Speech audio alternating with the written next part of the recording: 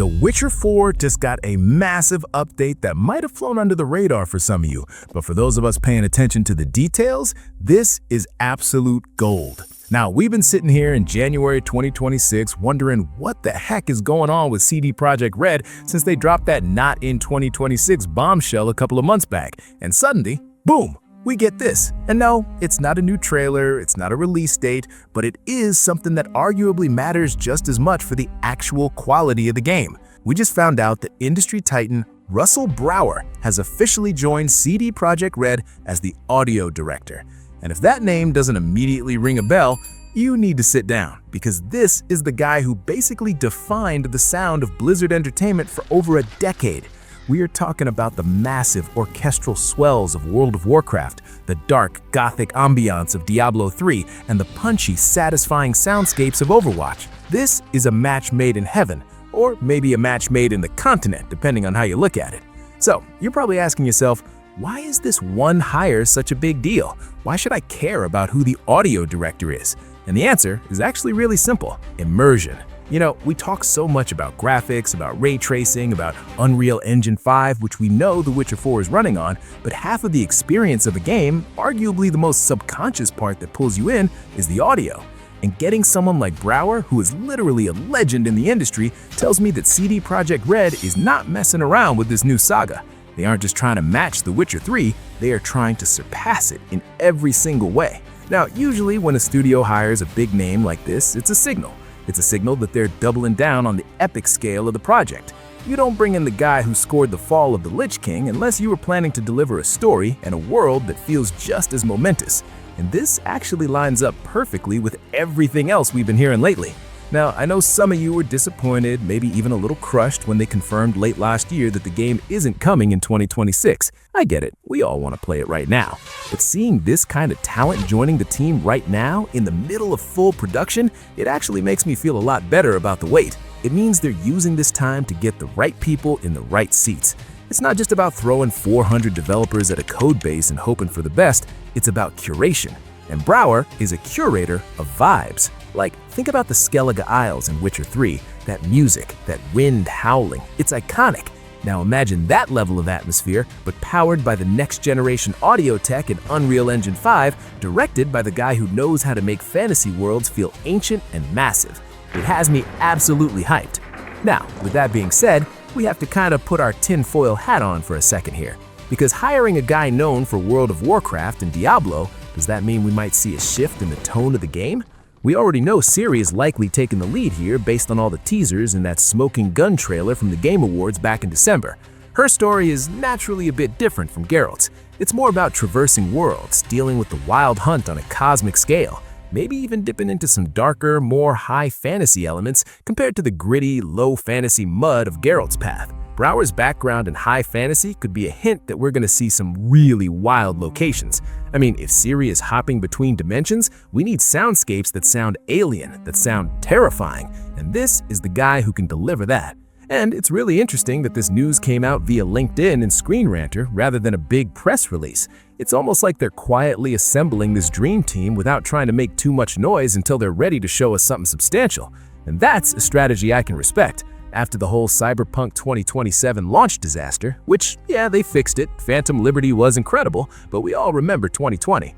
They're clearly playing this one close to the chest. They don't want to overpromise, but actions speak louder than words, and hiring Brower, that is a very loud action.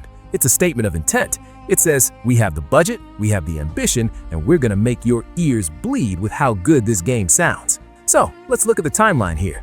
We know the game is in full production, we know they have over 400 people working on it, we know they're planning this new trilogy over a 6-year period once the first one drops, so if they're bringing in the audio director now in early 2026, that suggests they're probably deep in the asset creation phase. They're recording the scores, they're designing the monster screeches, the clash of steel.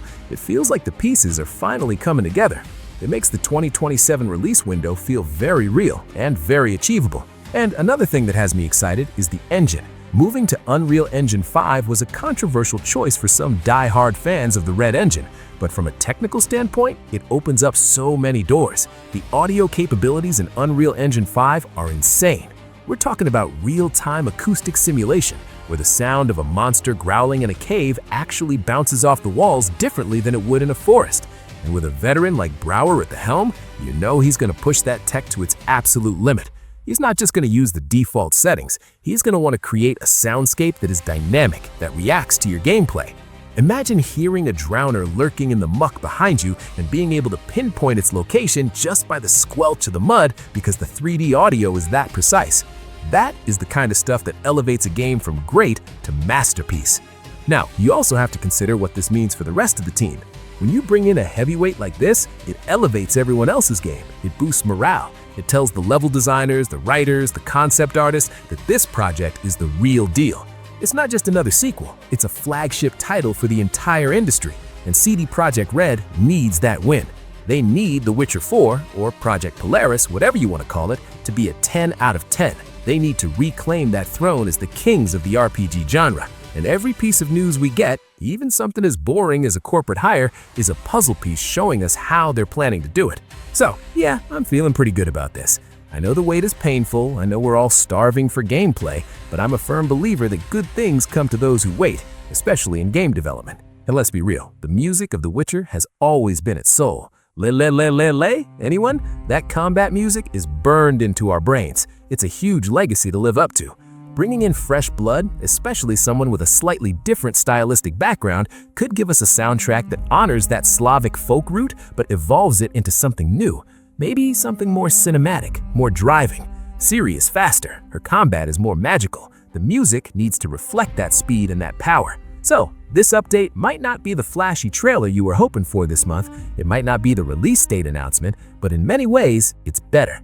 It's confirmation that the project is healthy. It's confirmation that they are attracting top-tier talent, and it's confirmation that when we finally do step back into the continent, it's gonna sound absolutely incredible. But I wanna know what you guys think. Does this hire get you excited? Are you a fan of the music in World of Warcraft or Diablo? Do you think Brower fits the Witcher vibe? Or are you worried it might sound too Hollywood?